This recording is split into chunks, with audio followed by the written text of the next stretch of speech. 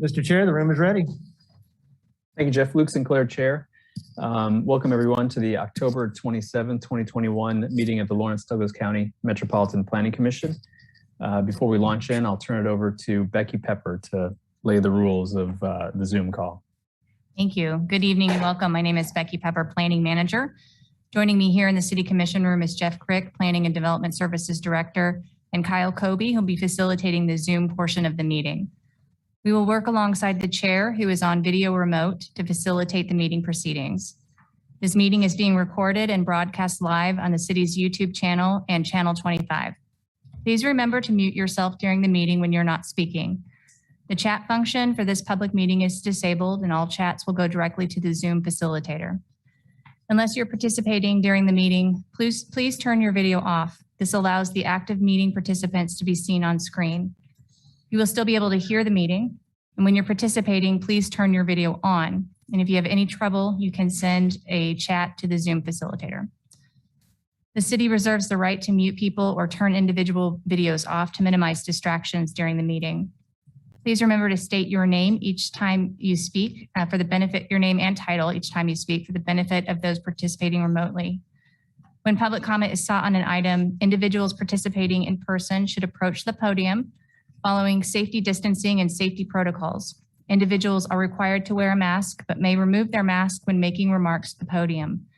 Please state your name before speaking. Your comments will be limited to 3 minutes. Individuals providing comment via Zoom should use the raise your hand function to indicate they wish to speak. The raise hand function may appear in different places on your Zoom menu, depending on the device you're using and which version of Zoom you have. Individuals will be called upon by name in the order they appear on the meeting host screen. When you're called on, please unmute your device, state your name before speaking, and again, comments will be limited to 3 minutes. For commissioners, all motions need to be stated clearly. After a motion is made and seconded, staff will call on each commissioner individually to provide their vote. Staff will then announce whether the motion carried and the count of the vote. I want to again remind everyone to please mute yourself when you're not speaking, and now I'll turn the meeting back over to the chair. Thank you, Becky. Luke Sinclair, Chair.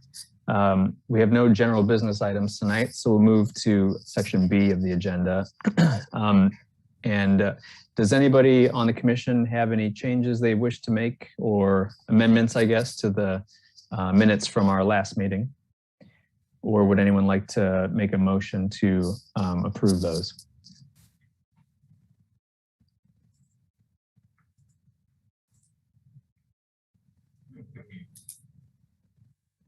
Commissioner Carter? David Carter, Commissioner. I move to approve the minutes for September 22nd. Thank you, sir. Luke Sinclair, Chair. Motion to approve those minutes. Do we have a second? Commissioner Butler, seconded by a hand motion. Thank you. Jeff, can you read the roll? Certainly. Jeff Crick, Planning and Development Services. Commissioner Ashworth? Yes. Commissioner Butler? Yes. Commissioner Carpenter? Yes. Commissioner Carter? Yes. Commissioner Payden? Yes. Commissioner Rexroad? Abstain due to absence. Commissioner Shanklin? Yes. Commissioner Sinclair? Yes. Commissioner Thomas? Abstain because I was not here. Commissioner Willie? Yes. Motion passes 8-0 with 2 abstentions. Thank you, Luke Sinclair, Chair. Do we have any reports from the commissioners of any committees that met over the last month? Commissioner Carpenter. Jim Carpenter, Planning Commission. Yes, the ad hoc solar committee is meeting every Thursday now with county planning staff and are bringing in different individuals that represent different viewpoints about the entire project. We most recently had people come in about grazing animals around the solar panels as a way to perform maintenance of the grasses underneath, and also heard from a wildlife biologist about fencing and wildlife pathways. We had to postpone one with the fire chiefs. That was last Thursday because quite a few of us were out of town. But that's now been scheduled in an evening out in Eudoros, where I think most of us are going to be able to get to that.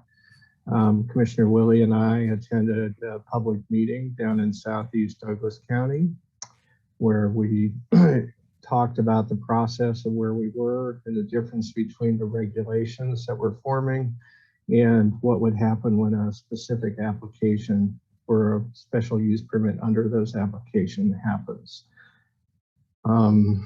Tomorrow, I believe, is a meeting with people, engineers and others from the solar industry that can answer some questions about what's involved in all that. County staff is sending us articles about all kinds of things, including voltage leakage in the ground, what happens in hailstorms or other disasters, and we're just being inundated with information. And I'll have to say, Mary Miller is just doing an incredible job continuing to tweak the proposed regulations until we're able to bring some back to you, the whole commission at our November meeting, the Monday meeting in November, for additional public comment and comments from the rest of the commission. And then we'll take it back and do some more tweaking before it comes back for a final review and vote on what recommendations we'll make to the county commission. So it's going along and it's been incredibly interesting. And as I said last month, the more we look at it, the more we see that we don't really understand, but we are really bringing in experts. And I have to thank Commissioner Willie for finding people about how to discuss some of the items of agro solar is the term for it. So we're moving along and look forward to having a presentation next month where we can get feedback from the rest of you. Excellent. Luke Sinclair, Chair. Thank you, Commissioner Carpenter. It sounds like you guys have been and will be very busy. Are there other reports from committees? Commissioner Willie. Karen Willie, Planning Commissioner. The LISA subcommittee, ad hoc committee, has met with staff in pairs because of scheduling conflicts, just to go over some iterations of running the LISA tool, asking questions about the LISA tool. Then we have corresponded somewhat by email. The latest development, though, is in discussion with some of the county staff. We will probably put that further discussion off a few months while we focus on solar. We do have quite a bit of overlap between the solar ad hoc membership and the LISA ad hoc membership. And so as much time as solar has taken, we've decided to give that front seat, and we will continue and have something for you this winter. Excellent. Thank you, Luke Sinclair, Chair. Looking forward to that. Any other commissioners that want to file a report, so to speak, about any committee meetings? Commissioner Carter. David Carter, Commissioner. As a member of the MPO Policy Board, I was appointed to the Pedestrian Plan Steering Committee over this fall, working with various other community representatives to guide the first steps of the upcoming pedestrian plan for Lawrence. And we met a couple of times. I was absent the first meeting, but this past meeting, there was an interesting discussion of the scope of work. And in that, there was a discussion of the planning context. And the chair of that committee, Nick Kuzmiak, raised the question of planning implications of planning commission implications of the pedestrian plan. And I think it was Jeff who called attention to the fact that this would be likely covered as part of the land use development plan. I guess coincidentally, there was just an RFP that went out today for the consultant to help draft the land use development plan. So I just wanted to raise the issue that in drafting that, implications on pedestrian traffic is something we should be looking for. And that's it for me. Very good. Thank you, Luke Sinclair, Chair. Are there any others? Yes, Commissioner Carpenter. Jim Carpenter, Planning Commissioner. Building on what Commissioner Carter just said, I would encourage everybody to go back and look at the City Commission meeting from last week, where they discussed the variance that we came back to us twice in North Lawrence, and they were unable to reach a conclusion either. So they have deferred it until November 5th for more information. So as we look at sidewalks and updating that in the land use plan coming down, I think it would be helpful for everybody to see just where the City Commission is also struggling with all the issues that we raised on that. It was an interesting discussion, and they covered many topics just like we did. So it would be helpful for people to go back and review that. Luke Sinclair, Chair. Thanks for that, Commissioner Carpenter. I think that would be valuable for us. If there are no other reports, we'll move to the next part of our agenda, the Section D, communications. Jeff, do we have any written communications or written actions of waiver under 1, 2, or 3 in that section to receive? Jeff Craig, Planning and Development Services. All written communication, all public comment was part of your packet this evening. We have no additional communication from other staff, planning commissioners, or the other commissioners, and also no written actions of waiver requests or determinations made by the city engineer this evening. Thank you, Luke Sinclair, Chair. Are there any commissioners that need to disclose ex parte communications? No? Okay. Are there any declarations of abstention from specific agenda items tonight by any commissioners? Very good. Seeing none, now is the time then that we entertain general public comment for anybody that's in the chambers or on the Zoom call. Now is the time where you can offer comment on general items that are not up for consideration tonight on our agenda. And if you're in the chambers, you can approach the podium and you'd have 3 minutes. If you're on the call, just signify that you want to talk, and please state your name before you talk so we know who you are. Good evening, planning commissioners and the public in Douglas County. My name is Carrie Brandon, 450 East 2300 Road. I have some visual aids here to share this evening, so I just hit screen share, and somebody's doing it for me. Okay, there we go. Thank you. So hopefully everyone can see this simple PowerPoint presentation. I'll try and make this quick because I have 3 minutes, but what I wanted to cover today was when we all found out about this, one of the first things that I was very curious about, because my question in my mind was, how the heck is it happening here, right? There are so many homes in this footprint area that NextEra is proposing their utility scale solar development in. Then I immediately started doing some research in terms of home density and home property values. And so what I want to do first is jump to some comparison screens, because my theme for tonight is which one of these is not like the others. Okay. So when you're talking about utility scale solar facilities, they're the largest ones in the United States. I went and compared them to this NextEra footprint.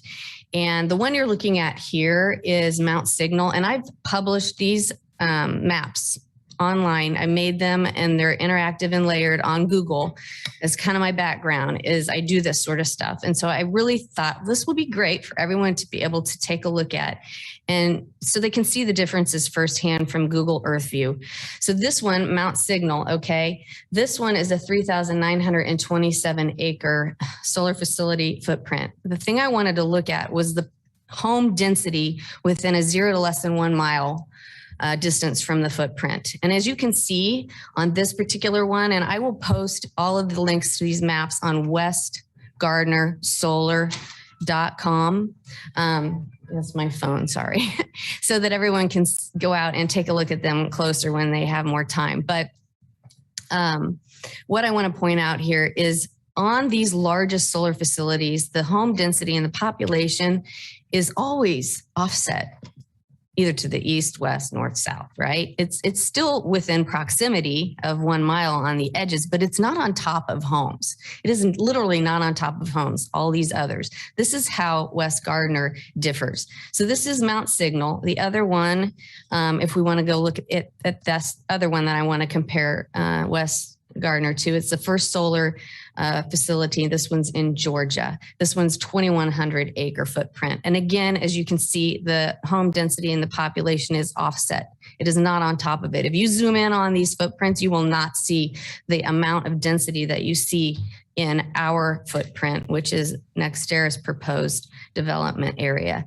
So this is ours. This map is also available. I'm running out of time. This is going to be on the website, westgardnersolar.com. You can take a look at all these maps, but you can see the density of homes within that footprint. This up here in the yellow, this is the Sunflower Munitions plant it's a brownfield site, it's decommissioned. Why not there, right? So things to think about. I appreciate your time. You guys are doing a wonderful job being thoughtful, and we really appreciate it as your constituents. Thank you. Thank you, ma'am. Luke Sinclair, Chair. Are there other members of the public that wish to make general comments right now? Yes, hi, I'm Bill Brandon. I'm Carrie's husband. I'm just kind of mimicking a lot of what she just said as the population. First, I think no industrial solar field should be placed in such a populated area. Like she said, there are many other places like the sunflower plant. But if for some reason you think that these industrial solar fields must be in one of the most beautiful areas in Douglas County, then I have issues and concerns.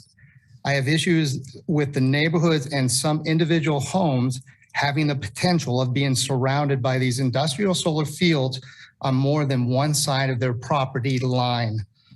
NextEra strategically went around neighborhoods and homes to quietly secure these plots of land with no consideration for existing non-participating homeowners. Most of the participating landowners do not even live in this area, and the ones that do live here probably have large flat plots of land that they more than likely may not even notice the panels on their property. They also have the incentive of getting paid. Douglas County should not allow these individual solar fields to surround neighborhoods or homes on more than one side of their property lines.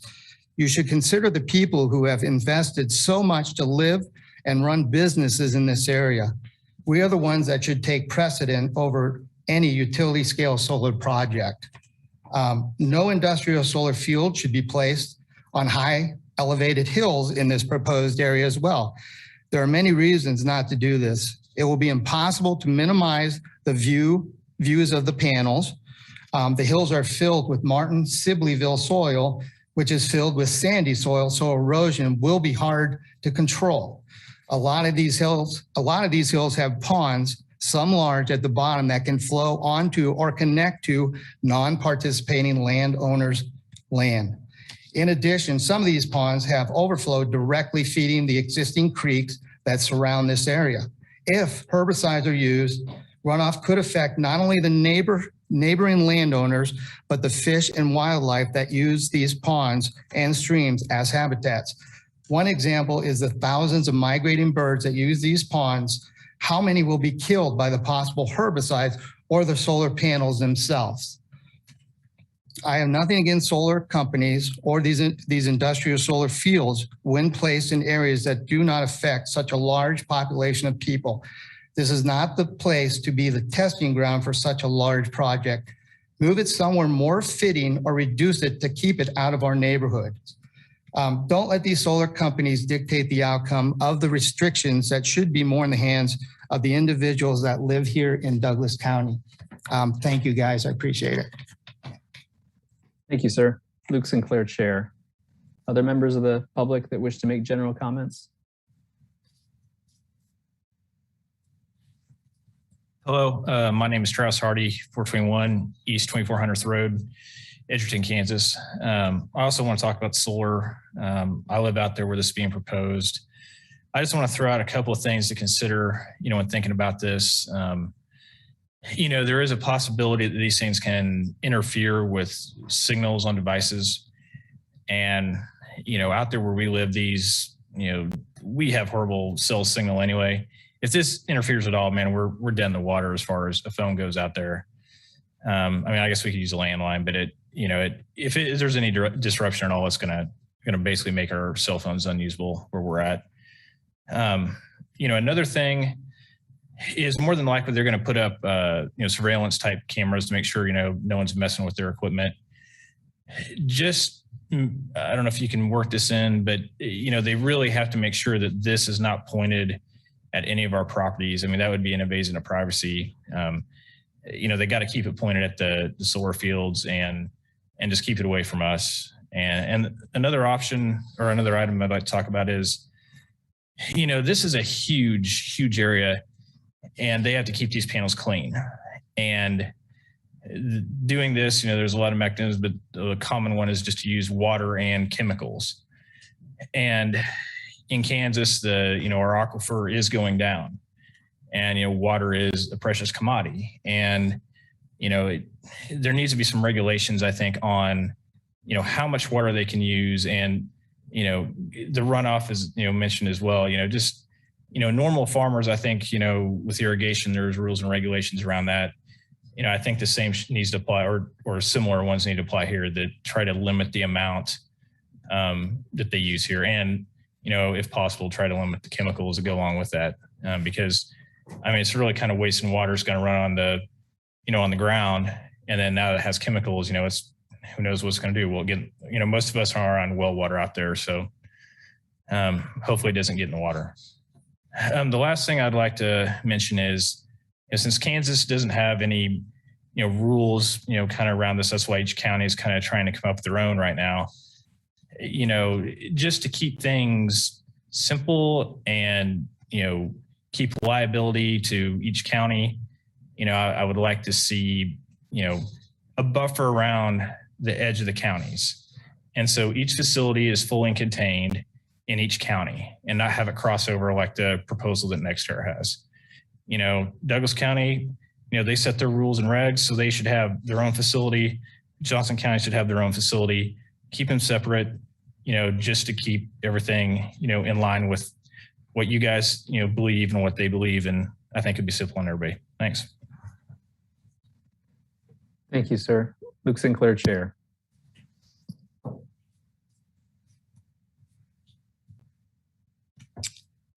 Name's Dan Fuller. Address is 2327 North 400 Road. I wanted to ask you guys if you've ever heard of a SLAP lawsuit. Do you know what the definition of SLAP is? It is strategic lawsuit against public participation. That is a lawsuit that NextEra filed against a 30-year-old woman with a disabled husband with 2 kids in Ontario, Canada. She was fighting them because she didn't want their wind generation system right next to her. And she finally lost. They beat her down and she moved to New Brunswick. And from there, they never dropped that lawsuit. They beat her down, but they're holding that lawsuit over her head. Does Douglas County want to do business with a company like that? I think not. What kind of problems are they going to bring against any of us here that are speaking out against them? I think if you guys really consider this, that's something you don't want in Douglas County. Thanks. Thank you, sir. Luke Sinclair, Chair. Are there other comments from the public on general matters? Hi, my name is Angela Murray, and I live in the southeast part of Douglas County as well. And I would like to speak to the issue of the proposed NextEra solar project as well. And my concerns relate to all of the hard work and the wonderful work that the planning commissioners are doing to develop the regulations for this kind of development really require not only the regulations, but enforcement mechanisms as well. And so I want to make sure that there's some thinking behind making sure there's resources and there are enforcement mechanisms in place so that when these mitigation efforts for the regulations are in place, that they can be enforced.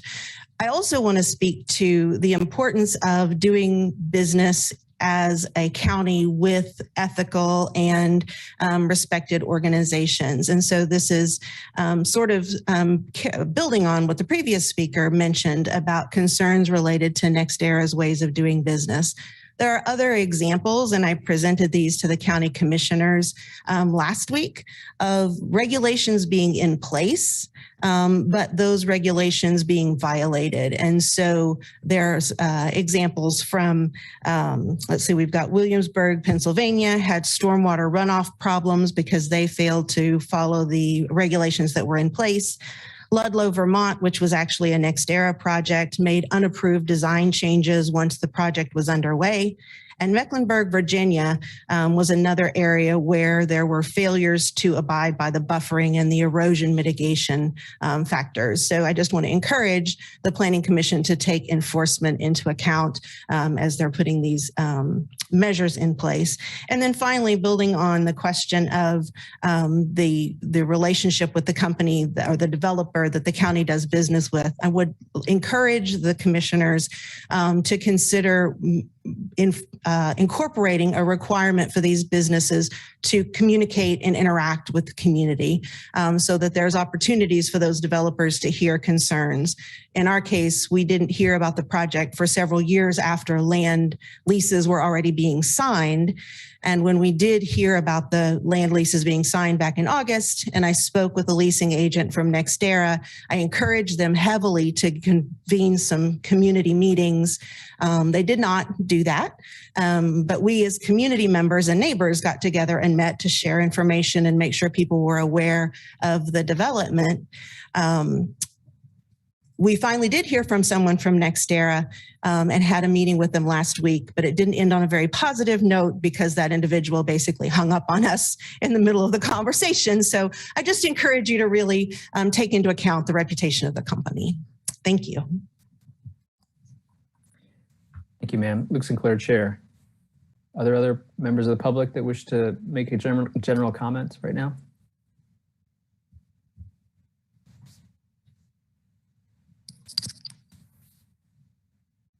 Jeff Craig, Planning and Development Services. Would no one in the room would like to speak on general public comment at this time?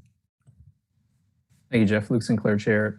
Thank you for those comments. I think, as you all know, based on Commissioner Carpenter's comments earlier, we have a committee in place that's really trying to look into these things. I think these comments will be helpful and will be considered as the commission wrestles with this and I guess works with the county as well on these matters. So we appreciate that. Are there any commissioners that wish to say anything in response to the public comment that we've heard tonight before we move on? Commissioner Willie? Karen Willie, Planning Commissioner. I just want to echo that we're really glad to have that public comment come forward. These are voices and individuals that have been, very positively engaged with the ad hoc committee and have, great insight and have been very articulate about bringing their concerns forward. So I'm glad for everybody to kind of on the Planning Commission to get a chance to hear some of those voices, and we'll have more coming, I'm sure.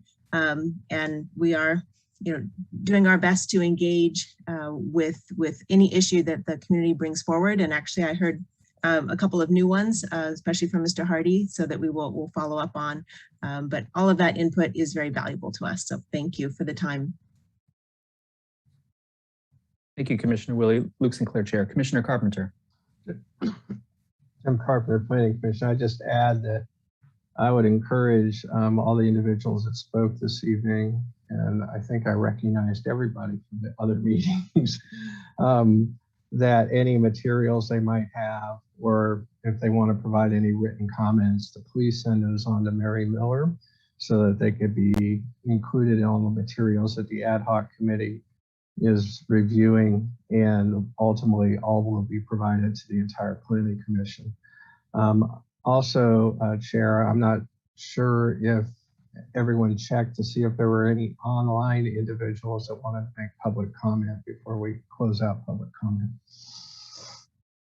Luke Sinclair, Chair. Commissioner Carpenter, thank you for that. I assumed, I guess, when Jeff mentioned that he had not seen any, but I guess it wouldn't hurt to put out a last call if there's anybody on the Zoom call that wishes to offer public comment before we move on to our regular agenda items. Please signify that you want to say something. Kyle Kobe with planning. I haven't seen any digital hands going up or any indications that one of the Zoom participants wants to chime in. And I'm doing my typical thing where I extend my sentence as much as possible to give some extra time. But I'm not seeing any hands going up. Okay, thank you. Luke Sinclair, Chair. Then we will go ahead and close the general public comment and move on to our regular agenda at this point. And we have a request to shuffle the order a little bit and to move the miscellaneous item, the variance that's at the end of the agenda, up to be presented and discussed first. And I don't have any particular problem with that. So I think we need to vote on that, though. I propose, I guess I move that we move the miscellaneous item to the front and to consider that first. Would anybody be willing to second that and we could have a vote on it? Commissioner Carter? Jeff, would you be able to read the roll on that? Jeff Craig, Planning and Development Services. Commissioner Ashworth? Yes. Commissioner Butler? Yes. Commissioner Carpenter? Yes. Commissioner Carter? Yes. Commissioner Payton? Yes. Commissioner Rexroad? Yes. Commissioner Shanklin? Yes. Commissioner Sinclair? Yes. Commissioner Thomas? Yes. Commissioner Willie? Yes. Motion passes 10-0. Thank you very much. So then I believe we have Mary Miller. Well, it's the variant. I'll just say it first. What we're going to consider is approving a variance from section 2810A2 to allow creation of a lot with less than the required lot width for the RS7 zoning district. It's a variance associated with the minor subdivision, sort of laid out in there, and Mary Miller is going to present the report on this. Good evening, Commissioners. Mary Miller, planner, and I'm just going to pull up a graphic showing the property. This was in the staff report or the staff memo, and this is a variance from the requirement in the subdivision regulations that when we divide property, the lots we create comply with the standards for the zoning district. This is located in the RS7 zoning district. This district requires 7,000 square feet of area, and it requires 60 feet of road frontage. The properties are currently 2 lots. They were platted in 1953, I believe, at the Sehones edition.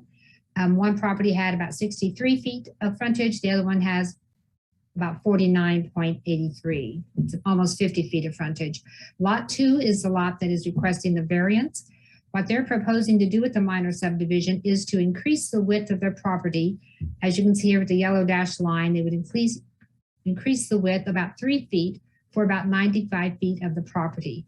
The neighboring property owner has agreed with them to participate in this so that they could widen their lot, and this would provide more room for the residents, and that way they could put their residence and their driveway and observe the setback and be less crowded. This will bring the property closer into conformance with the 60-foot frontage requirement, but it will not meet it. It'll put it up to about 53 feet. There is not enough width between the 2 lots for both of them to have 60 feet of frontage. So this is an improvement, but it's not possible for them to widen it. And if they did widen it any further, they'd be encroaching on the neighbor's garage and their driveway. The staff memo went through the 3 findings for variances and found that they were met. And staff is recommending approval of the variance. And that concludes my presentation. I know the property owner is here today if you have questions for them. Thank you, Mary. Luke Sinclair, Chair. We have the owner on the call. And you can go ahead and speak, and as the applicant, you have 10 minutes to present if you'd like to.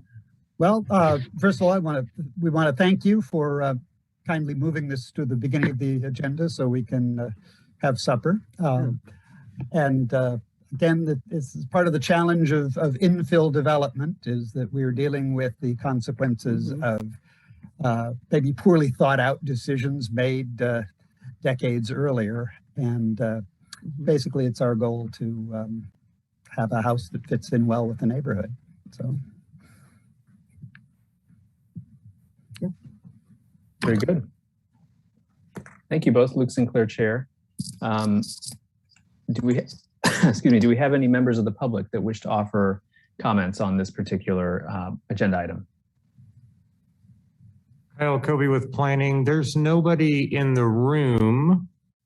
And so far, I'm not seeing any digital hands going up either. Okay, Luke Sinclair, Chair. Thank you, Kyle. I guess if someone does so late, we can accommodate him. But then with that, I suppose we'll just bring it back to the commission. Are there any commissioners that have any comments or questions out of the gate?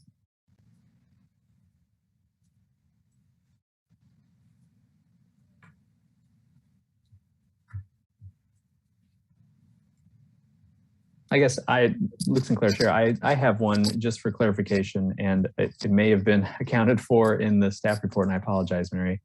But the hashed yellow line, is the lot width going to be widened just to the end of that, or is it all the way back?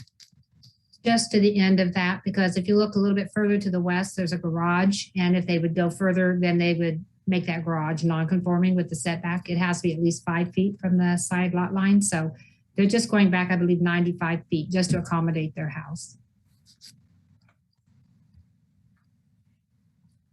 Luke Sinclair, Chair, thank you. Any other? Commissioner Willie. Karen Willie, Planning Commissioner. Just wanted to comment that I really do love that neighborhood on Leonard. 4 generations of my husband's family have lived there, and those deep lots make for great gardens. I have no problem with the variance. It's the best we can do with the situation that we're left with, that non-conforming lot. So I don't see any difficulties with the variance. Thank you, Commissioner Willie. Luke Sinclair, Chair. Commissioner Carpenter. Tim Carpenter, Planning Commissioner. Yeah, these are my neighbors. They're two blocks south of my house, and this is a neighborhood, especially on Leonard. I don't know how many actually meet code for the frontage in what is RS7, because I live in a little finger of RS5. It turns out, which I meet, but anyway, it is a road of narrow, deep lots. And that's what they did back in the 50s when that was still the county line road. And when that west side came in, that was the road. The county was on the other side of the road. So this was brought in at a time when I think this was the preferred method for everybody that was purchasing houses there. Unfortunately, it doesn't really comply with our current codes. But in this case, I think the variance has met the conditions as per the staff report, and I'd be in favor of it. Luke Sinclair, Chair, thank you. Are there any other commissioners that want to weigh in or ask questions?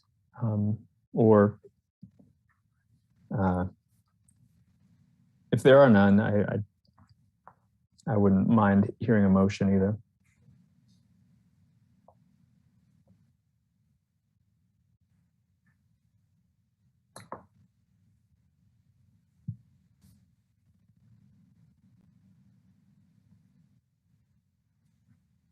Commissioner Willie?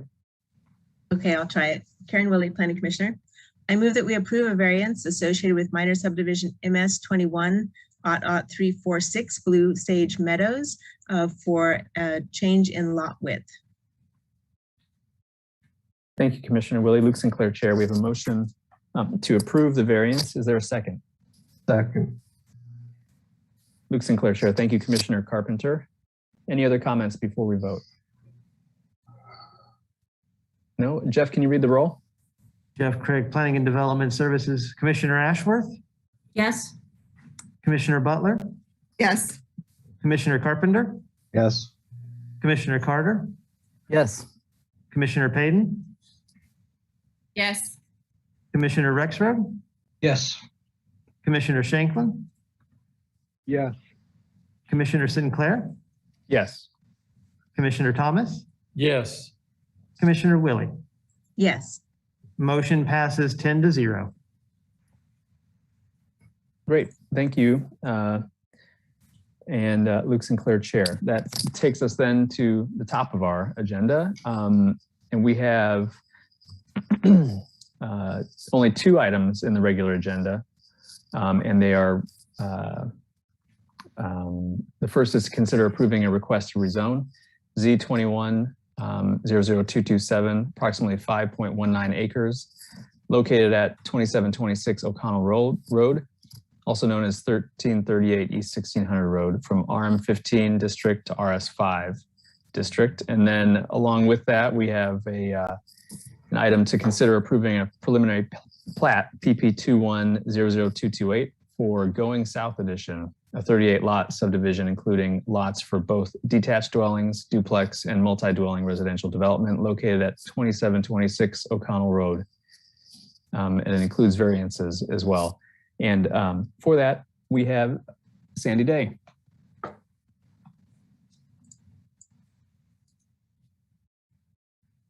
Good evening, Commissioners. Sandy Day, Planning. I am going to present these 2 items together, and rather than share screen, I will direct you to certain exhibits within the staff report. This item includes 2 parts, as you described, for considering the rezoning and the preliminary plat. Property is currently zoned RM15, which is a medium density residential development.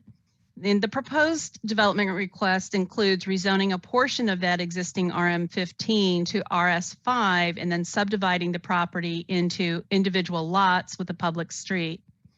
Project also includes extending a portion of East 28th Street. It's a planned collector street to just a little bit past the intersection of Prairie View Drive. The surrounding area includes developed duplexes to the north as part of a planned residential development and conventional residential lot development to the west on the west side of O'Connell Road. Properties to the south and the east are existing rural uses associated with social services for housing youth known as Teen Challenge and O'Connell Youth Ranch. 2 group home uses are not located in the city limits and include extensive improvements on their property as part of their mission statement, serving youth. The proposed development is infill. Property was annexed, zoned, and subdivided through a preliminary plat process for just 1 single lot for multi-dwelling residential development in 2013. The applicant's current request is to rezone the south portion of the property to RS5 and to develop the entire property with individual lots. Property is located within the boundary of the Southeast Area Plan, which you can see in the staff report. Sorry, I had another device open so I could refer you to the page, but it just closed. And that is on page 27 of the staff report.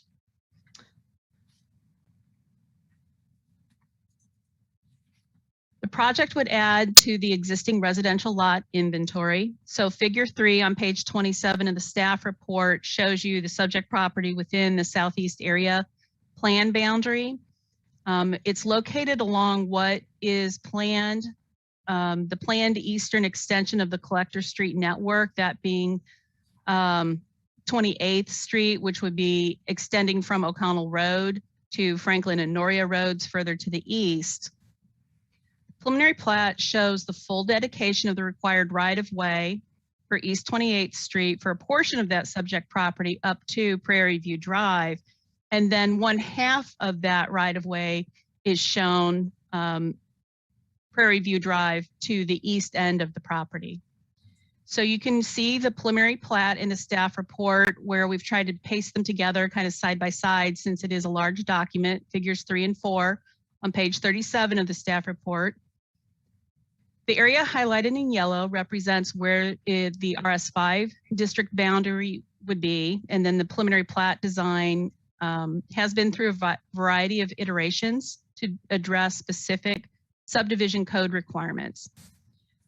So we do include a couple of variances related to this project and specifically as they relate to cul-de-sacs.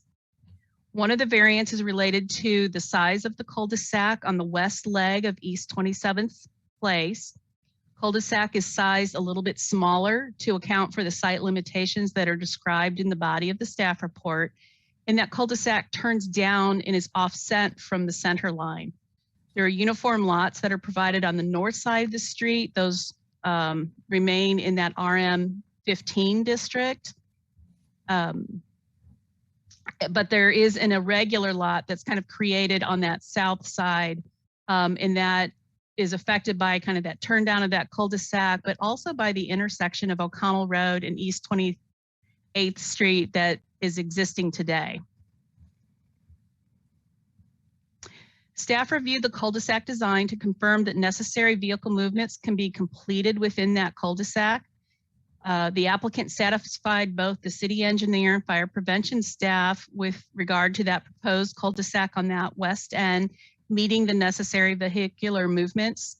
The trade-off is that as the property is developed, if it's approved, is that on-street parking would need to be restricted within the bulb of that cul-de-sac to preserve those movements. We also looked at the east leg, so that area east of Prairie View Drive. Several street designs were considered during the review of the application. Streets must be extended into adjacent subdivisions, which is where you see Prairie View Drive being extended to the south, or to adjacent undeveloped land for connectivity, and must correctly terminate either in a temporary cul-de-sac if the street is to be extended, or to terminate in a completed or permanent cul-de-sac if it will not be extended. Additionally, the street length is limited to a maximum length based on the base zoning district. The project highlights one of the discrepancies or flaws of the subdivision regulations when it comes to measuring streets or the street length. The north side of that street is zoned RM15, which would allow a longer maximum length of the cul-de-sac, while the south side is proposed to be zoned RS5, requiring a shorter street length. Zoning extends to the center line of the streets. So this is all discussed on pages 40 and 41 of the staff report. And that particular standard is really the basis for the second variance that we have to consider. The city engineer was not opposed to the street length as the subdivision is proposed. The final design challenge of the preliminary plat really relates to a requirement to provide 2 points of access to a subdivision with more than 30 dwelling units, total units. And then in figures 5 and 6 of the staff report references kind of that summary of what that looks like. The subdivision on the east end of, or on the east side of Prairie View Drive includes 25 lots. So those lots are sized for detached, duplex, and actually triplex units. So it is possible to develop that east end of that street when in excess of 30 total dwelling units. The provision about that maximum number of dwelling units actually falls within the International Fire Code, which is a cross-reference from the subdivision regulations to that other document. Planning Commission does not have authority to grant the variance, but you do have the authority to approve the subdivision design. So that's part of why we want to give you that context. The measurement of the street length is taken from the center of the nearest intersection. So that's the center point of Prairie View Drive and East 27th Place to the center line of the cul-de-sac. So that's how it's measured. From that point, there is only one way into that subdivision. East 27th Street is really unlikely to be extended. It's a local street. And as we talked with the city engineer, and also with an understanding that O'Connell Youth Ranch's plans to remain in place for an extended period of time, it's really unlikely that that local street would ever be extended. So the subdivision was revised to terminate in a permanent cul-de-sac. However, East 28th Street is part of that planned collector street network for the area, which is more desirable candidate to extend further to the east. And you see in that preliminary plat where the applicant is providing their required 1/2 of that dedication for the full length of their property, and then they are providing the full width, having acquired land from Team Challenge to the south that allows them to construct that street from O'Connell Road to Prairie View Drive. So the only other option, really, the way the surrounding land uses work and the existing development pattern to provide a secondary access would be to construct 1/2 of the street, either as a temporary emergency access or construct it fully as a half street, which city staff does not support. And then using one of the proposed infill lots as emergency access for fire service. And we did discuss those options with the applicant, and they can provide you more information about what their position was on that. Furthermore, we've also had some recent changes to the land development code that allow detached dwellings to be constructed in RM lots. So as we look at this overall design, you're seeing what a maximum potential of that development is to exceed 30 dwelling units on that street segment. If somebody comes in and builds a detached dwelling on one of those RM lots, then that continues to reduce that total number of dwelling units on that particular street segment. Additionally, it's really only the corner lots that have enough land area that would be eligible to develop a triplex, and that would be subject to site planning. So there's yet another review process that would be applicable if the developer came forward with a triplex within that particular street segment. So the applicant redesigned the preliminary plat to shorten that street on the east end, and then has also modified the zoning boundary with an expanded RS5 district that'll be brought forward to the Planning Commission at your December meeting. That change came too late after all of the publications, so we could not amend the request tonight for the RS5. So you will be seeing, if this project moves forward and is approved, the applicant will continue with that second application to wrap the rest of that RS5 around that eastern bulb of the cul-de-sac. Staff has provided a positive recommendation for the proposed rezoning for the RS5 district. And in addition, we've also provided recommendation for positive action on the preliminary plat, including the variances. I know the applicant is on the line, that they can answer some specific questions, and I'm happy to answer any direct questions you have at this time. Thank you. Thank you, Sandy. Luke Sinclair, Chair. The applicant, is that you, Mr. Grobe? Yeah, Steen Grove, Grove Engineering. I don't have a presentation. As always, Sandy's done a great job of presenting everything. I'm sure there's some details that maybe you have questions about.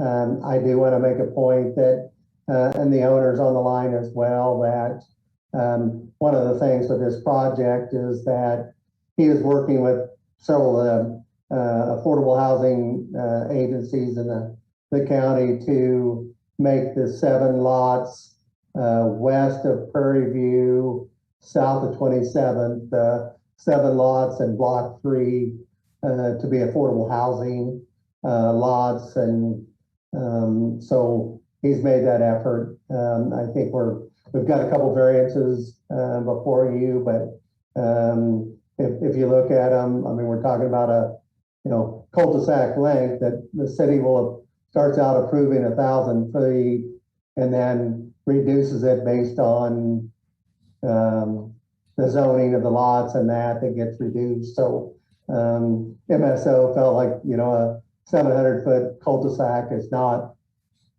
unlike a lot of cul-de-sacs in the neighborhood, and it really fits. So again, with the other variants, because we don't have a resident on the one lot, that providing no parking really didn't deprive any homeowner of not having street parking, with parking, no parking, just being adequate for fire protection and sanitation, the ability to turn around when there is a smaller cul-de-sac bulb. So I think it's a good project. I think Sandy's done a good job of explaining it. I'd be happy to answer any questions that you might have. Thank you, Mr. Grobe. Luke Sinclair, Chair. Are there any members of the public, either in the chambers there or on this call, that wish to offer comments on this particular item? If you do, please make yourself known. You have 3 minutes to offer your comments. Kyle Kobe with planning. There's nobody in the room to speak on this item.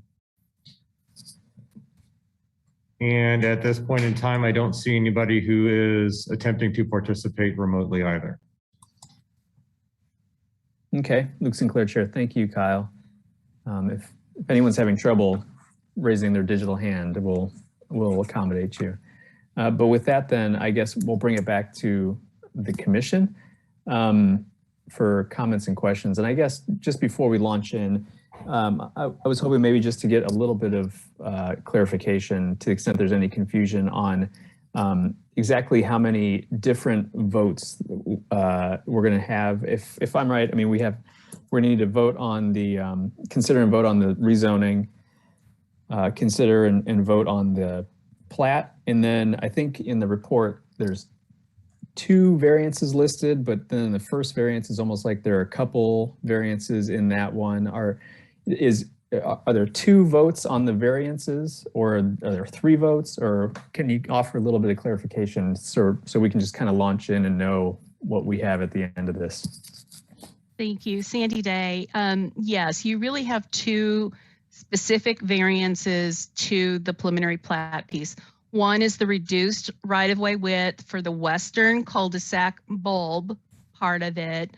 And the second variance is related to the length of the cul-de-sac, which is really the eastern extent. So one deals with the bulb of the cul-de-sac, and then the other one deals with the cul-de-sac street. So it's a little bit of a weird language that's used in the subdivision regulations.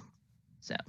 Okay, Luke Sinclair, Chair. Thank you, Sandy. And so just to be clear, like the first variance refers to reducing the paved area and then reducing the right-of-way. That's still just one variance that we'll consider? Yes. Okay. Mm-hmm. Thank you for helping me, if no one else. Luke Sinclair, Chair. Other questions or comments from the commission? Commissioner Willie? Karen Willie, Planning Commissioner. I'll kind of tag on to Chair Sinclair's questions on the variance with the east cul-de-sac, so the length of the cul-de-sac.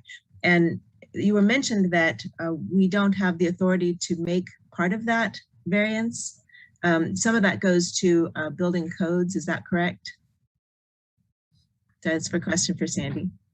Sandy Day, yes, thank you.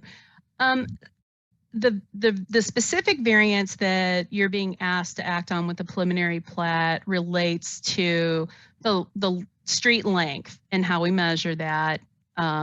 The other piece of that about having a second access to not more than 30 dwelling units falls back into the fire code. They are definitely interrelated issues, but you are not being asked to act on that variance piece about the 30 units within this project. And yes, that would be partially considered through the building permit process. Mr. Chair, may I have a follow-up question? Please. Karen Willie, Planning Commissioner. So the neighborhood immediately to the north that has a cul-de-sac of much the same length, do they have a problem with the number of dwelling units? And do they have to have a variance for the length of their street? Sandy Day Planning Office.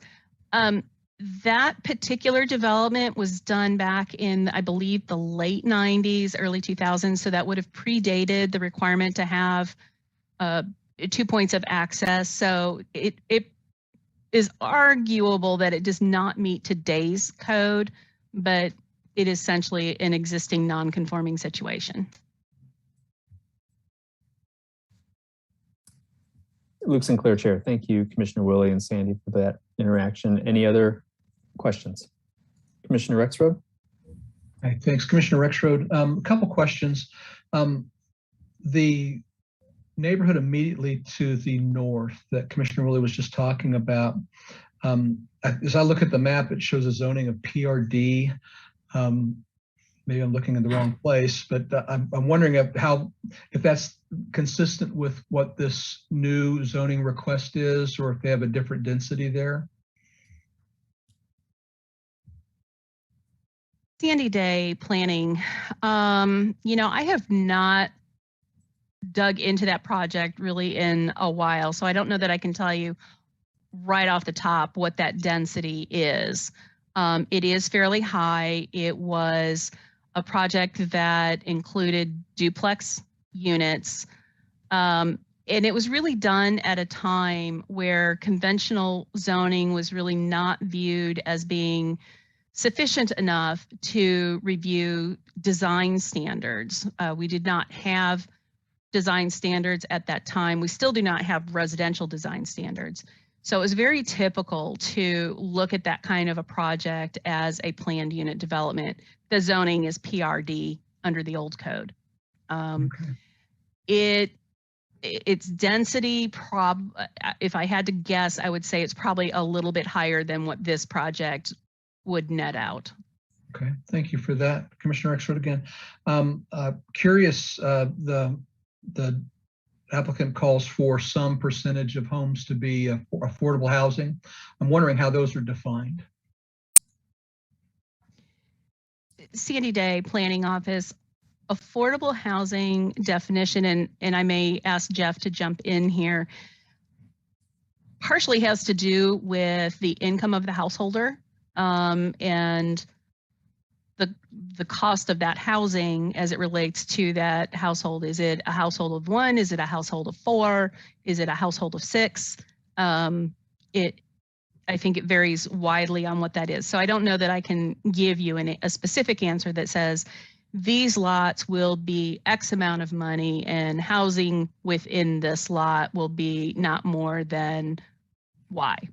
The applicant or the developer may be able to speak more specifically to that as well. Thank you. I'd appreciate knowing that, because if they're lots that are going to be sold, I'm not sure how that notion of affordable housing would be controlled or passed down. So. Jeff Crick, Planning and Development Services, work with AHAB and some of the other bodies there. I would refer you to page 48 of Plan 2040. There's a definition in there of what affordable housing is. And the synopsis version of that is, for housing units that are renters, the monthly rent and utilities not exceed 110% of the HUD-defined fair market rent. For owners, it would be those earning up to 80% of the median family income. So there's a couple of different definitions in there, and part of what AHAB always talks about, and I think they may have touched on briefly during your last joint meeting that you had, is about that qualification and the process that goes along with that. And that's typically done by a different organization in the community, what's called a community housing development officials, and that's usually the nickname for that's called a CHODO. And they usually qualify individuals based into affordable housing that participate in those programs. And so does the Lawrence Douglas County Housing Authority.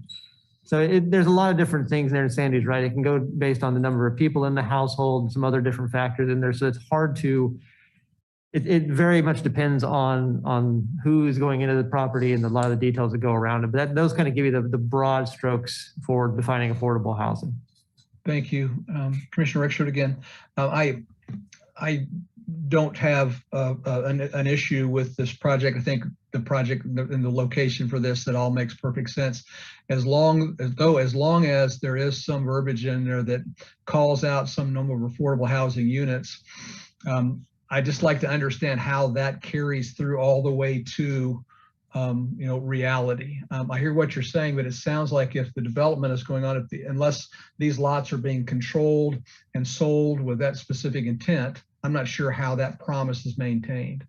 Again, I'm not holding this up as a no vote for me. I am in support of this, but as long as we've got the verbiage there, I'd like to understand how it carries through. Jeff Craig, Planning and Development Services. And I think this goes to a little bit more about the intent versus what the code actually has the ability to push and pull. This is not falling in the line of a special use permit to allow 2 detached buildings on 1 lot, which is the typical mechanism that you would see in that. So a lot of it is up to the developer and the seller of the lots to kind of be willing to participate and work with those nonprofit entities in the community. So there's not a lot of code ability to push that on if they're not participating in some of those programs that are available in the land development code. But I think a lot of people recognize that there is that need, and there's a lot of discussion going on with those organizations. So I think there's a lot of things in the works there. I don't know if we have a lot of code authority to push in that line with this kind of a application this evening. Thank you. Dean Grove Engineering, if I may. I would say that the owner is working, tenants to homeowners, habitat, to provide affordable housing lots, usually comes with receiving some grants or something to help offset some of the costs so they can be. We've had that discussion, and I think there is that mechanism in place. If you receive a grant to help get the cost down, then it comes with signing on the dotted line that certain lots will be affordable. Again, that's the owner's been voluntarily working with that in mind, and knowing that he needed some help through grants to pay for some of the things so those could be affordable lots and then become affordable housing units. But yes, I can't equivocally say that every mechanism is in place, but there's always those caveats that come with it, that if you want to get the money, you sign off that they're affordable housing lots that are, again, either managed through some of the nonprofit companies like tenants to homeowners and those to make them affordable. But it was just that piece that seemed right for the owner to put them up there near the intersection, near transit and that. So that's what he's working for. But getting through this step tonight, if we didn't get over this step, then, you back up and kind of start over. Understood. Thank you. Thank you, Mr. Grove. Luke Sinclair, Chair. Commissioner Willie, did you have something to say? I saw your hand go up before. I was only going to call on Mr. Grove. Okay, perfect. Luke Sinclair, Chair. Commissioner Thomas. Commissioner Thomas, one of the handouts that we received, if you look on page 29 of the handout, because one of my concerns was about affordable housing. And the 3rd paragraph down under point 8 says, zoning and subdivision approval do not guarantee that lots or resulting housing will be, quote, affordable, unquote, or for whom the affordability is intended. And here's where I think the gist of affordability came in. Generally, smaller lots are more affordable than larger lots, so it is accurate to assume that the proposed development may be more affordable regarding some aspects. But according to this, there is no mandate that would fall, as I see it, that would fall under the requirements. What does affordable housing mean? And that's on page 29. Sandy Day, Planning. So that discussion in the staff report is really getting at kind of the question answers that we're talking about right now. The applicant has an intent to do something affordable, and that was articulated in their application, so which is why we discuss it a little bit, and that is part of the response that Mr. Grobe just gave, that if they can work with tenants to homeowners, which they're doing, if they can secure some of the grant monies to apply toward the construction of the project, yes, that is part of their intent for a portion of that development. Can they guarantee it? There's nothing in the code today that mandates or requires that a portion of their subdivision be held for that particular type of development. So that is really where I'm saying this is an aspiration of the project, but going through this analysis, we can't require the applicant to do that. They are not seeking any kind of public funds from the city for the project that we could talk about that kind of thing. There's nothing in the subdivision regulations that require them to set aside certain percentage of lots for affordable housing. So that's the intent of that discussion in the staff report, to try and frame that out.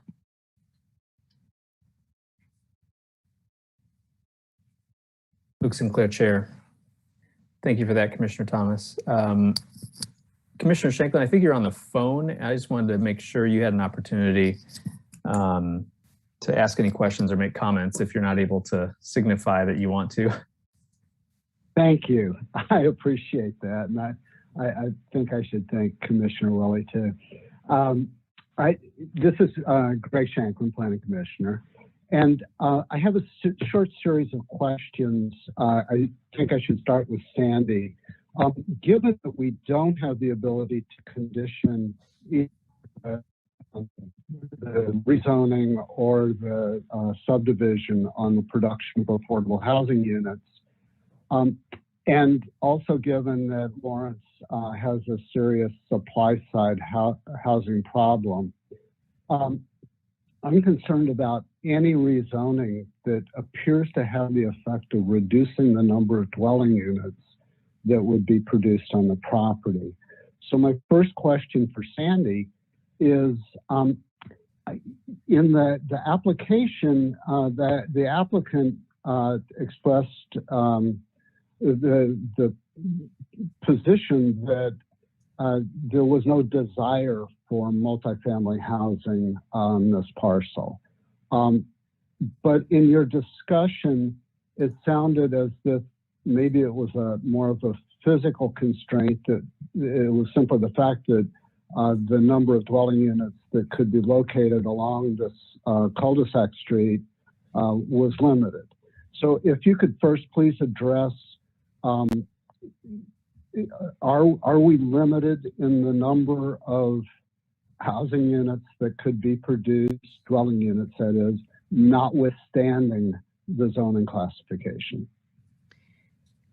Sandy Day, Planning. Thank you for that question. So this property today is currently zoned RM15, which typically we would see some sort of multifamily residential housing.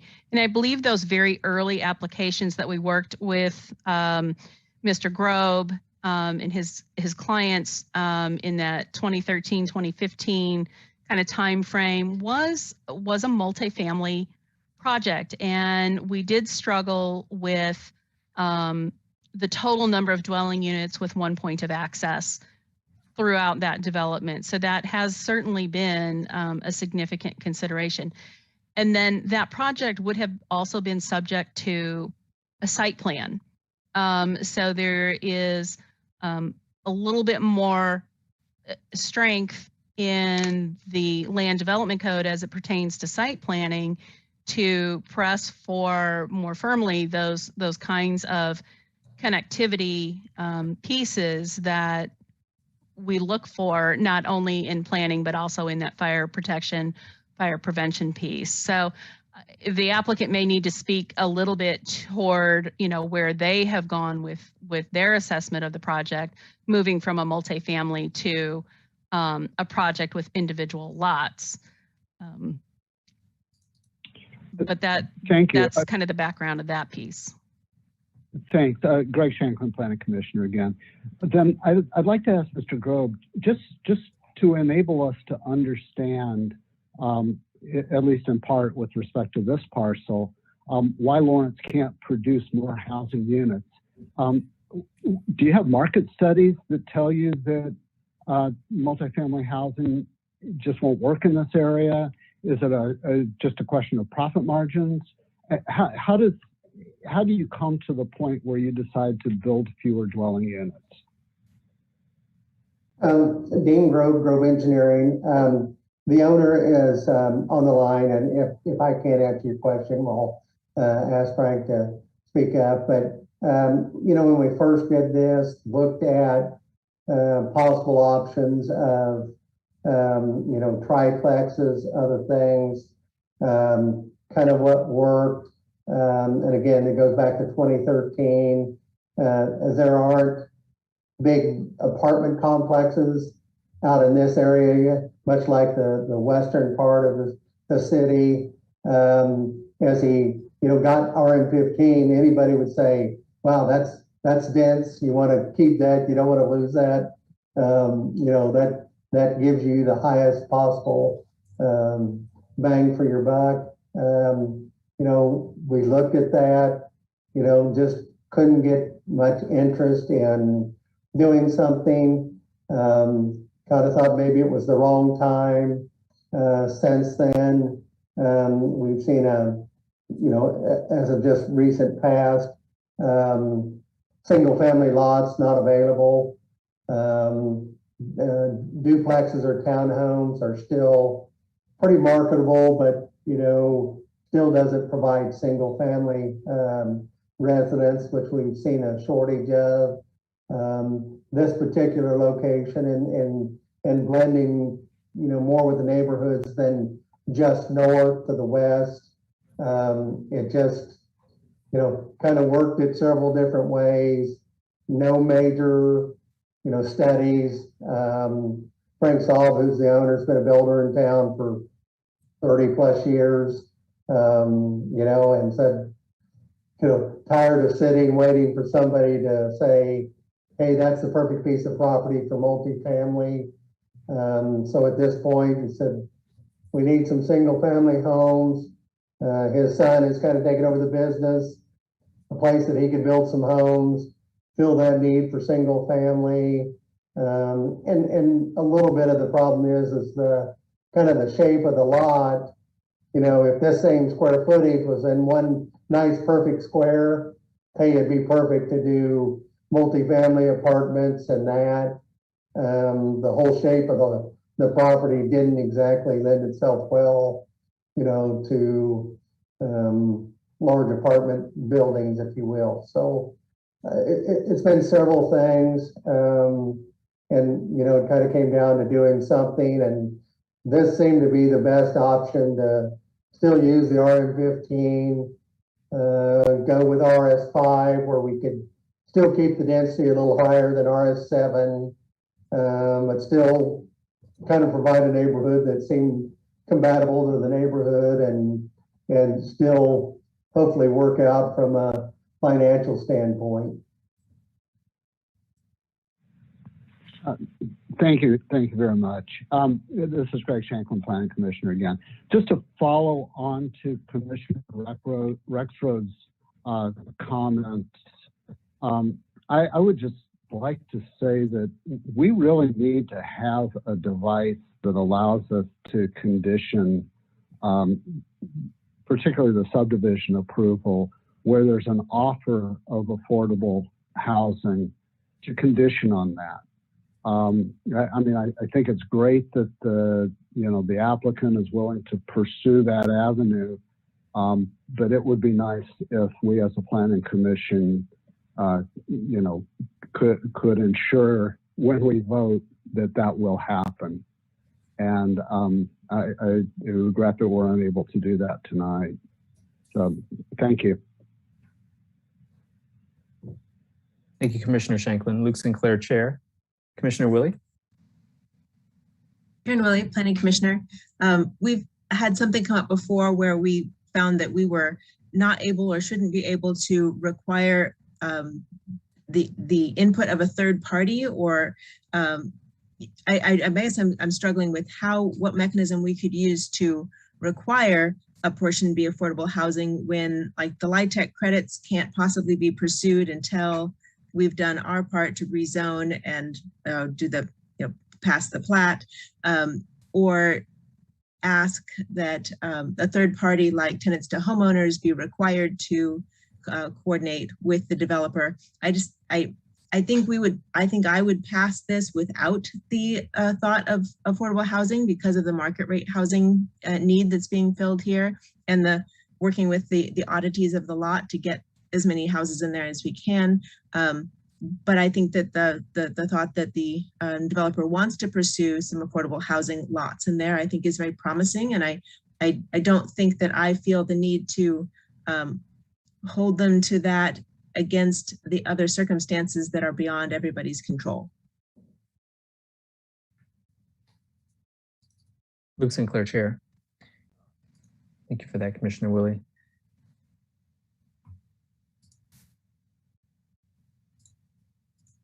Is anybody else? Commissioner Carpenter?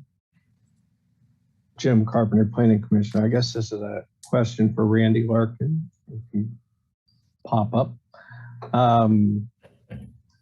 Would the discussion we're having about requiring certain lots to be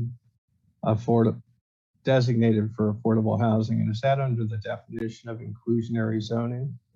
This is Randy Larkin, Deputy City Attorney. Yes, most likely it is. We've had difficulties, and that's why we don't have that in the city code currently. We can't mandate that somebody set aside affordable housing. If they get incentives or some type of concession from the city that allows them to do it, then we can put those types of contingencies or requirements on the project. But if it's someone else's property, we have difficulty under state law doing that. And we're still barred by state law from having that as part of our zoning code, is that correct? Absolutely, that's why it's not a part of it. It would have been already. There's nothing to prevent the applicant from entering into a voluntary agreement to do it? This is Randy Larkin. Yes, there's nothing that would prohibit them. I mean, as long as it's a free and open bargain, we can't coerce them into agreeing to it by saying, yeah, we'll grant this to you if you agree to it. But if they were to enter into a written or a voluntary agreement, yes, that could be done. So that's something that Mr. Grove could do if he wanted to. I mean, I know he's being very honest in his intent. I know he's worked quite often with tenants to homeowners on many projects. So I was just wondering if maybe we could get that written onto the site plan at his, by him being volunteering to add that to the site plan. But then, what happens if the work with tenants to homeowners falls through? Then he'd be bound by that. So, right. So it's a kind of a double-edged sword. Yeah. So this is problematic. I mean, I think the best time that we're going to have when we can do that is when the city is actually offering something in exchange, like reduced fees or cooperation in payment for infrastructure and such. Is that correct? Perhaps, yes. I don't know, we've done it with reduced fees, but whenever the developer or the landowner receives something like an economic development incentive, then we've been able to do that. Okay, thank you. Luke Sinclair, Chair. Commissioner Shanklin. Greg Shanklin, Planning Commissioner. Since we're having the legal discussion, Mr. Larkin, have we looked at the possibility that the exception under state law for bargain for exchanges for inclusionary zoning would include a case like this, where we are considering a variance or a rezoning, coupled actually, to permit the developer to do something that they could otherwise not do.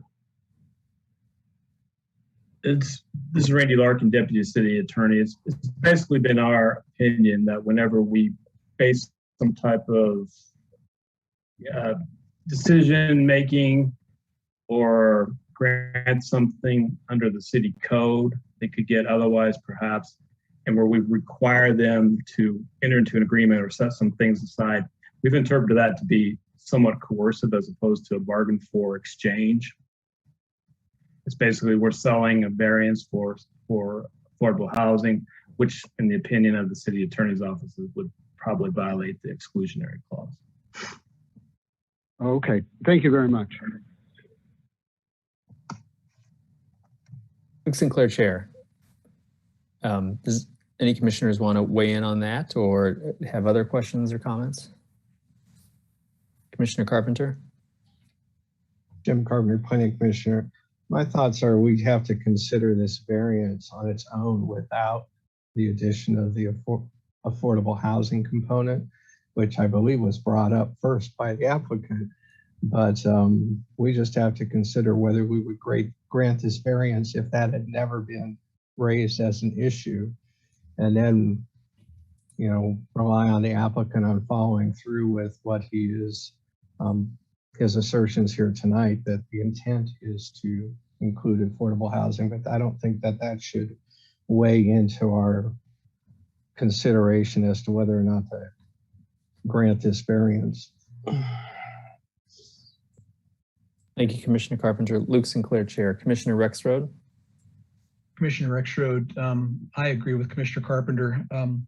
I think it should be considered without that with affordable housing as a factor, and I'm leaning in support of this based on the plan for this, consistent with other housing development in the area.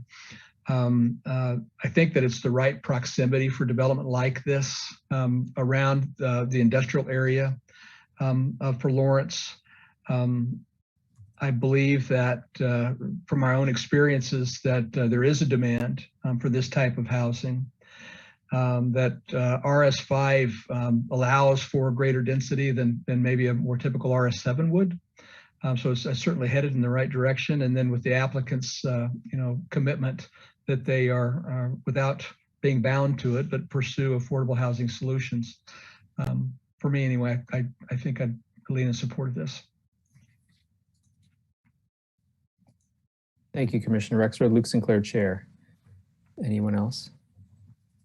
Commissioner Willie. Karen Willie, Planning Commissioner. I'll change topics if that's allowed. Sure. So about the cul-de-sac to the west, the one with the funny shape that we have some variances about. I know this has probably been considered and ruled out, but I just want to ask Sandy, is there any possibility of just making an exit only at the end of that street and saving the extra pavement from having to do a cul-de-sac at all? I know it's close to the roundabout, so it wouldn't make a good entrance, but would it be possible for it to be exit only?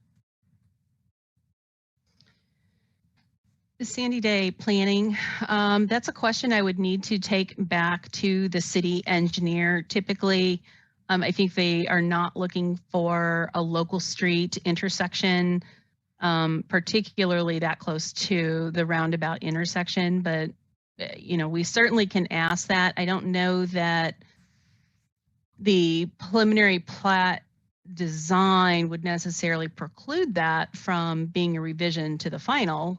At this point, I believe the right-of-way does extend all the way to the east property line.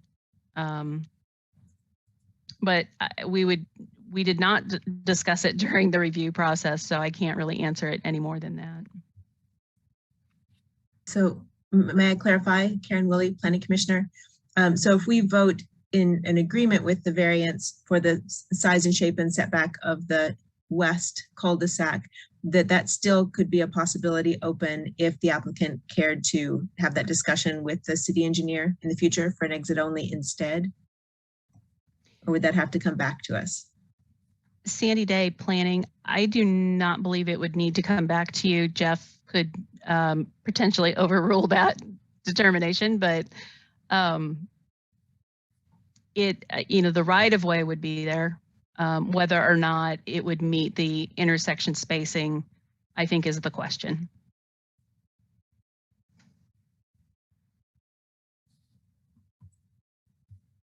Luke Sinclair, Chair.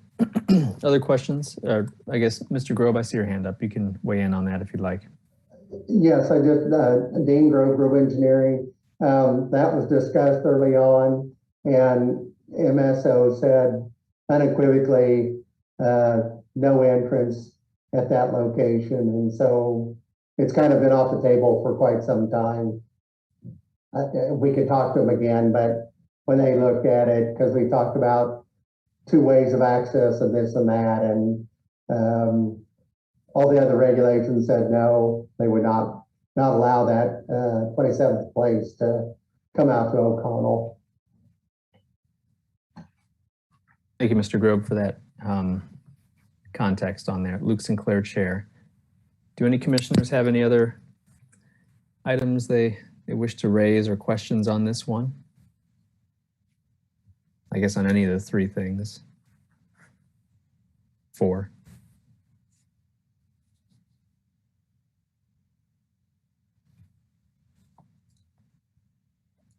No other concerns that anybody wants to raise? And if not, does anyone feel like they want to make a motion?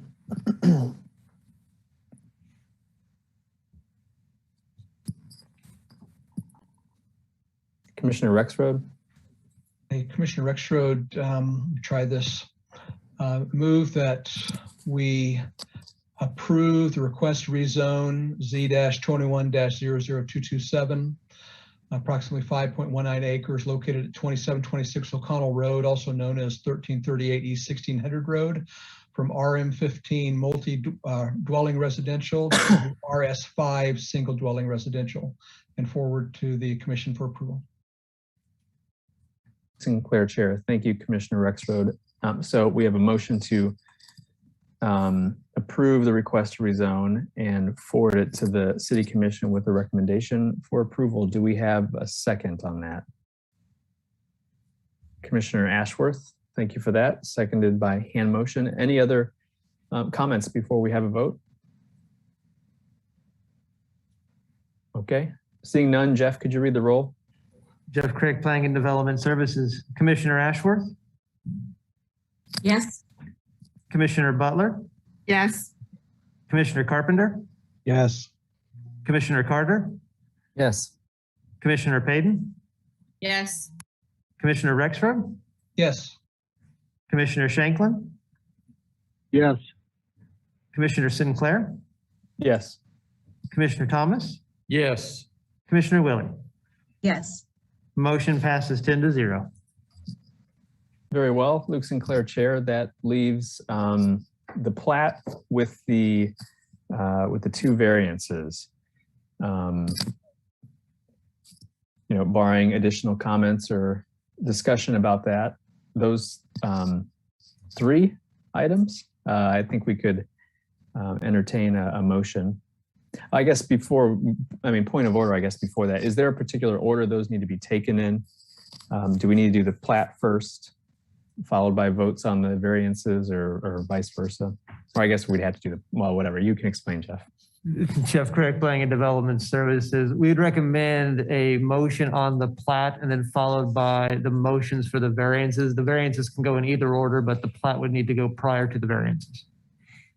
Thank you, Luke Sinclair, Chair. Does anyone wish to make a motion on the plat?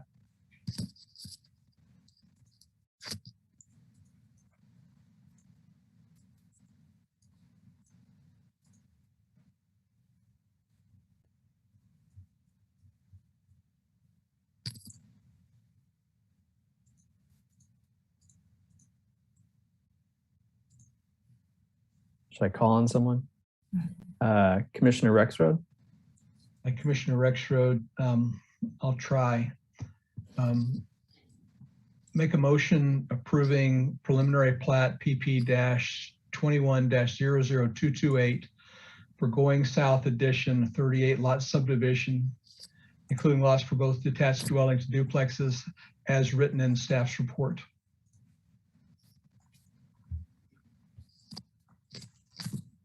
Luke Sinclair, Chair. Thank you, Commissioner Rexroad. Jeff, before seeing if we have a second, is that satisfactory from staff's perspective? Jeff Craig, Planning and Development Services. I'll delay to have Sandy confirm, but I think that sufficed for the motion from my understanding. Sandy Day, Planning. I didn't talk particularly about the conditions that are related to the preliminary plat, but they are generally technical in nature, certain documentation that should be shown on the preliminary plat, and we stipulated that as conditions in that staff recommendation. Okay, thank you, Luke Sinclair, Chair. And I understood, Commissioner Rexroad, your motion to sort of account or include the conditions based on how you worded it. Is that right? Commissioner Rexroad, yes, it does reference staff report to cover that. Thank you, Luke Sinclair, Chair. We have a motion to approve the preliminary plat subject to the conditions in the staff report. Do we have a second? I'll go ahead and second, but just want to say I appreciate the people with dual monitors to read to go ahead and handle these variances tonight. So thank you. I can't do it with one monitor. Thank you, Commissioner Ashworth. Luke Sinclair, Chair. Any other comments before we have a vote on the preliminary plat? No. Jeff, can you read the roll? Jeff Craig, Planning and Development Services. Commissioner Ashworth? Yes. Commissioner Butler? Yes. Commissioner Carpenter? Yes. Commissioner Carter? Yes. Commissioner Payton? Yes. Commissioner Rexroad? Yes. Commissioner Shanklin? Yes. Commissioner Sinclair? Yes. Commissioner Thomas? Yes. Commissioner Willie? Yes. Motion passes 10-0. Thank you much, Luke Sinclair, Chair. That leaves us with the two variances. Do we have anyone that wants to make a motion on either of the variances?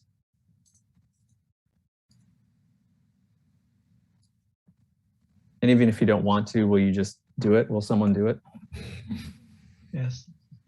Commissioner Rexroad. Okay. Do you want these as one at a time or as separate motions? I'm sorry, do you want those as separate motions or can they be combined? Jeff Craig, Planning and Development Services. We'd recommend that they be taken separately. All right, I make a motion to approve a reduced right-of-way for the west cul-de-sac for East 27th Place from 60 feet to 49 feet, and for the reduced paved bulb from 50 feet to 39 feet as a part of PP-21-00228. Thank you, Commissioner Rexroad. That's Luke Sinclair, Chair. A motion to approve the variance related to the cul-de-sac right-of-way width and paved area. Do we have a second on that? Commissioner Ashworth, I think one now. Thank you. Any comments before we have a vote? Commissioner Carpenter. I'm Carpenter, Planning Commissioner. Being a hardliner on strict interpretation of variances, I think that since I'm in favor of both of these, I better explain that just so we have that on the record. The unnecessary hardship component. This is an odd-shaped lot that is directly south of a planned residential development that was, well, I think the last house from my looking online or when houses were built was in 2003. Prior to the current development code, provided a connecting street that will not permit cul-de-sac lengths in accordance with the current code. Whether it's in harmony with the code, well, as Sandy Day pointed out in her report, this is addressing a disharmony in the code and trying to be more consistent, that different zoning categories for this lot require different lengths. And we're just trying to have some consistency here. And now what's number 3? A little bit distracted. I'm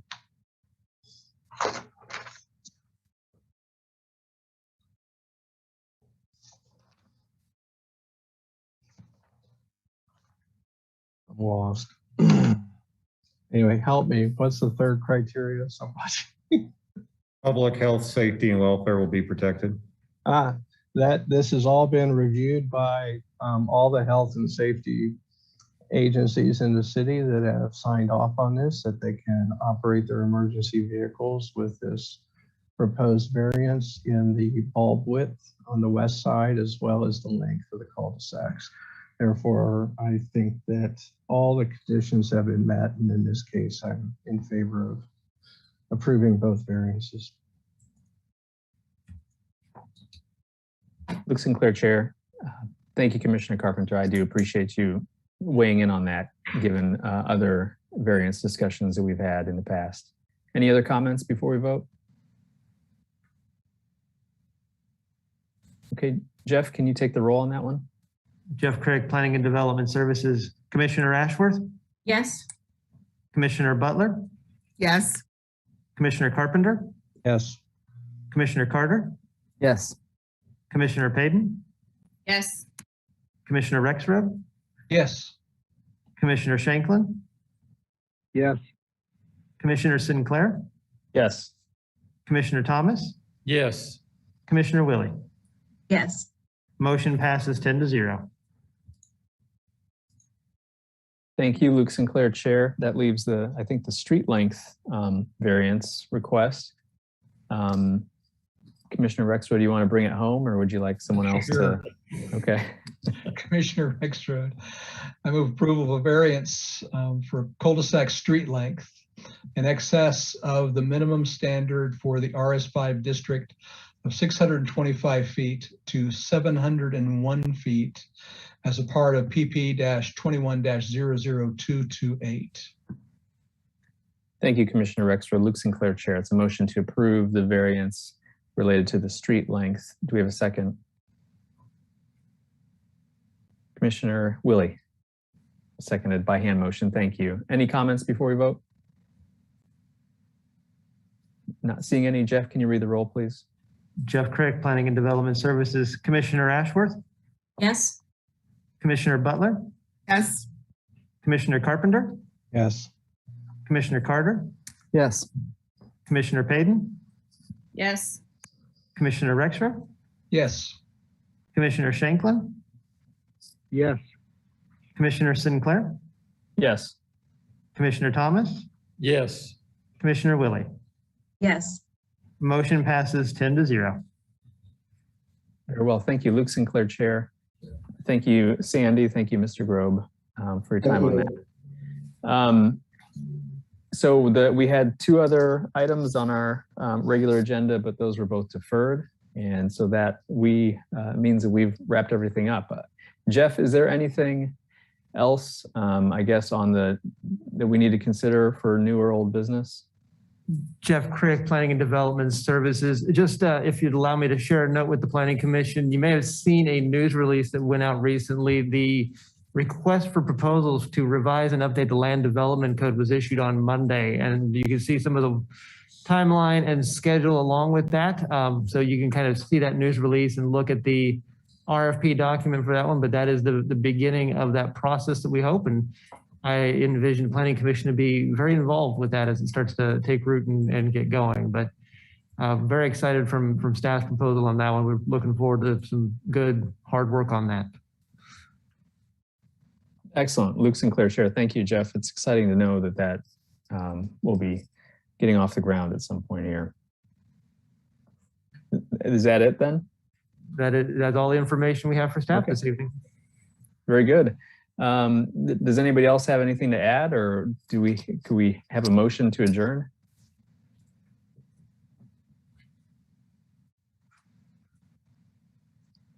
I'll go ahead and move to adjourn. Thank you, Commissioner Ashworth. Luke Sinclair, Chair. Do we have a second on that motion to adjourn? Commissioner Carter, thank you. Any last minute,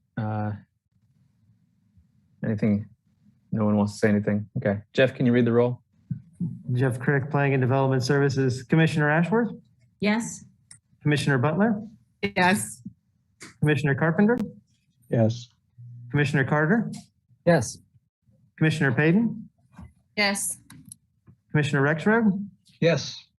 Commissioner Shanklin, Yes.